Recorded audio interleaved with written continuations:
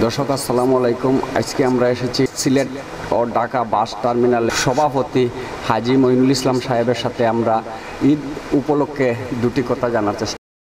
আজহার শুভেচ্ছা, আনন্দময় ঈদ অভিনন্দন। আসসালামু আলাইকুম দেশবাসী। আমরা এখন বাস টার্মিনাল আন্তর্জেলা রোড কমিটির অফিসে অবস্থান করছি।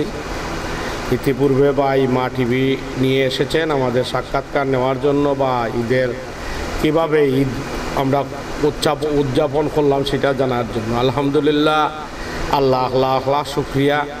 খুবই আনন্দময়, খুবই সুখময় আনন্দের মধ্যে আমরা দিন ঈদ যাপন করেছি। আমার শ্রমিক ভাইরাও এবার ঈদ করেছে ভালো, আমরাও সবাই করেছি। দেশের সকল রাজনীতিক সহ সবাই আমি মনে করি ঈদটা আনন্দময় কাটাইছেন। যেহেতু বৃষ্টি বাদলও নাই, গরম হতে পারে কিন্তু বৃষ্টি হইলে তো অশৃঙ্খল হয়ে যায়, তাই বৃষ্টি না থাকায় আরও সুন্দর হয়েছে। সবাই ভালো আছে, সবাই কুরবানি দিয়েছেন, আনন্দময় দিন কাটাচ্ছি।